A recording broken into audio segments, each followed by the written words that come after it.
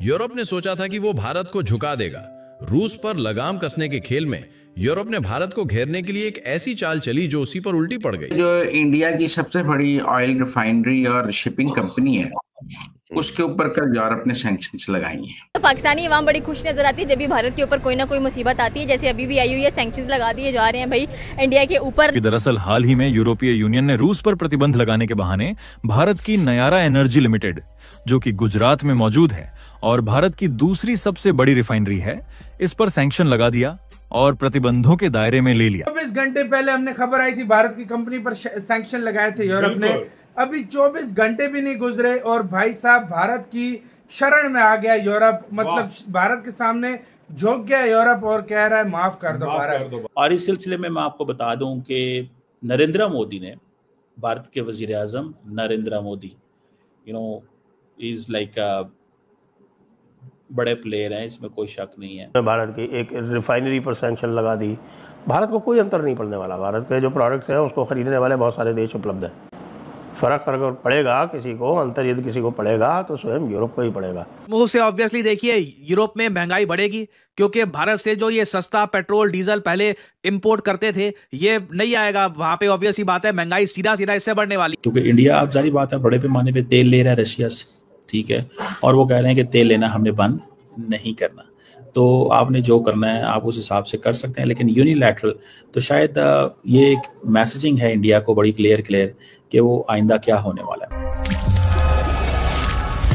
नमस्कार दोस्तों अभी कुछ दिन पहले भारत ने नाटो को उसकी औकात बताई थी कि अब यूरोप भारत से पंगा लेने पहुंच गया, लेकिन ये पंगा उल्टा यूरोप पर ही पड़ गया। दरअसल यूरोपीय संघ ने एक ऐसा कदम उठाया जो भारत पर सीधे सीधे हमला था। उन्होंने भारत की एक प्राइवेट कंपनी नायरा पर प्रतिबंध लगा दिया। यूरोप का दावा था कि भारत रूस से कच्चा तेल खरीद कर उसे रिफाइंड करके यूरोप को बेच रहा था, जिससे रूस को फायदा हो रहा था। ये यूरोप की सोची समझी साजिश थी। वो नायरा पर बैन लगाकर भारत को ये संदेश देना चाहता था कि अगर तुमने रूस से तेल खरीदना बंद नहीं किया तो हम तुम्हारी एक एक कंपनी पर बैन लगा देंगे। लेकिन भारत ने इन धमकियों के आगे झुकने से साफ मना कर दिया। भारत ने बोला हम किसी एक तरफा प्रतिबंध को नहीं मानते और हम जहां से चाहे वहां से तेल खरीदेंगे, तुम्हें जो करना है कर लो। भारत ने यूरोप को आईना दिखाते हुए कहा कि वो दोहरे मापदंड अपनाना बंद करे। भारत का ये रुख एक करारे तमाचे जैसा था। यूरोपीय संघ को समझ आ गया कि ये दाव उल्टा पड़ गया है। भारत जैसा बड़ा और ताकतवर देश उनकी धमकियों से डरने वाला नहीं है। भारत के ऊपर जितनी मर्जी मुसीबत आ जाए लेकिन वो स्ट्रॉन्ग खड़ा रहता है, मजबूत खड़ा रहता है, अपनी जगह नहीं छोड़ता है। ऐसा क्यों है?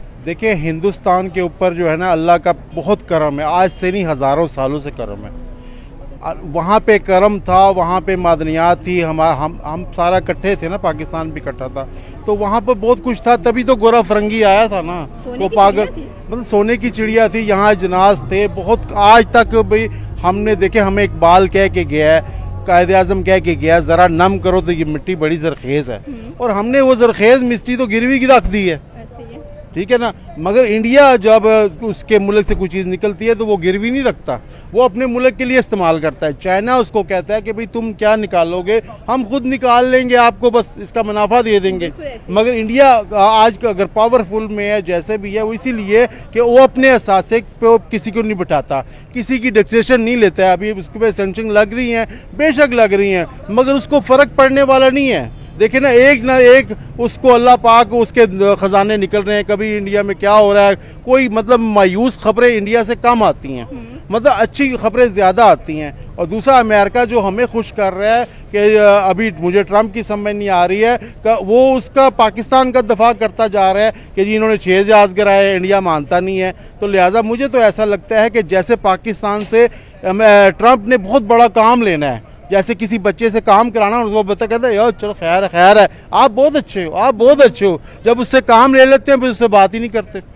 तो लिहाजा हमसे कोई काम लेने के लिए नहीं, तो यही ट्रंप, यही अमेरिका कुछ अर्से पहले हमारे लिए क्या जज्बात रखते थे, ठीक है, आज उनके क्या जज्बात हैं। देखें, जब अमेरिका हमारे लिए कोई ऑफर लाता है ना, उसके साथ अल्लाह पाक फिर हमें आफत भी देता है। कुछ अर्सा पहले अमेरिका हमें कर्जा नहीं दे रहा था, इस वार के बाद उसने कहा मुझे डबल ले लो, ठीक है ना, आइए अपने कहा डबल ले लो। अभी हमने डबल का भी हमें कुछ फायदा नहीं, क्योंकि हमारे मुल्क में सैलाब आ गया, हमारे मुल्क में नुकसान हो गया। रावलपिंडी वाली साइड पे एक डैम भी टूटा है हमारा, उसका क्या करना है?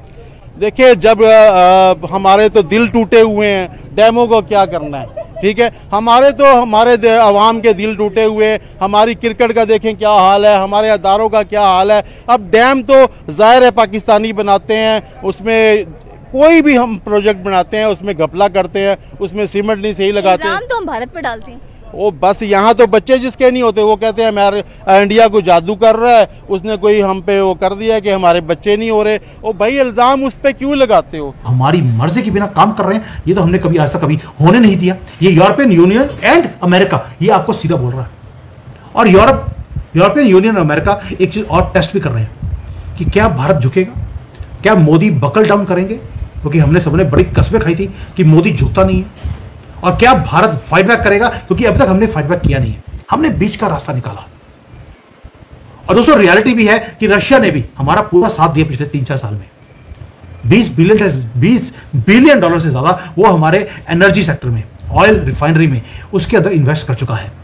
और रशिया ने बोला भी था कि वो 20 बिलियन डॉलर और इन्वेस्ट करेगा। वो रुपया जो भारत में पड़ा है, जो हमने तेल के बदले उसे पैसे देने थे, वो भारत में पड़े हैं, वो उसी को इन्वेस्ट करने की बातें बोल रहा है। और वही पैसा वो जो यहां पड़ा है, लाखों करोड़ों रुपए, वो सुखोई 57 की फैक्ट्री यहां पर एस्टेब्लिश करने के लिए भी खर्च करने वाला है। यानी कि भारत को ग्लोबल मिलिट्री एंड एनर्जी का हब बनाने की बात रशिया कर रहा है भारत के साथ मिलकर, ताकि यहां पर जॉब्स आए, इनोवेशन आए, ग्रोथ आए। लेकिन इन तीनों को कटघरे में खड़ा कर दिया, एट स्टेक है अभी। क्यों? क्योंकि जो वेस्ट वाले हैं वो इनसिक्योर फील कर रहे हैं। 3 साल से तो खरीदते रहे हमारे से, तब बंद कर देते जब आपके पास यहां पे तेल था ना गैस थी। सर्दी में इनकी कंट्री, इनको अपने आईफल टावर में बड़े बड़े मॉन्यूमेंट्स हैं, उसके ऊपर बिजली बंद करनी पड़ती थी क्योंकि इनके पास तेल और गैस नहीं था। और आज होते हैं भारत को सेल्फ रिलायंट नहीं बनना चाहिए। क्यों? क्योंकि हम राइज कर रहे हैं इनसे तेज। और ये बात बोलते हैं कि आप डिपेंडेंट थे, डिपेंडेंट ही रहिए और सबमिसिव रहिए, जैसे मनमोहन सिंह थे, हाथ जोड़ के बोलते थे भाई बाप जैसे बोलेंगे कर देंगे, फूड पॉलिश भी कर देता हूं मैं तो। ये मनमोहन सिंह की लैंग्वेज थी। जब IMF ने हमें बोला कि अपनी वैल्यू को, रुपए की वैल्यू को डीवैल्यू कीजिए, मनमोहन सिंह को 20% बोला, 50% कर दिया कि सर हमने डबल कर दिया आपके कहने पर, क्योंकि दुनिया के सबसे बड़े वो इकोनॉमिस्ट थे। सोच के देखिए दोस्तों, आज एक रिफाइनरी को इन्होंने बंद किया है, कल को ये आपकी एक एक चीज को बंद करेंगे। रशिया के ऊपर जो सैंक्शंस है, एक और एक्ट भी आ रहा है इसके बाद, रशिया सैंक्शंस एक्ट, जो पुश कर रहा है अमेरिका।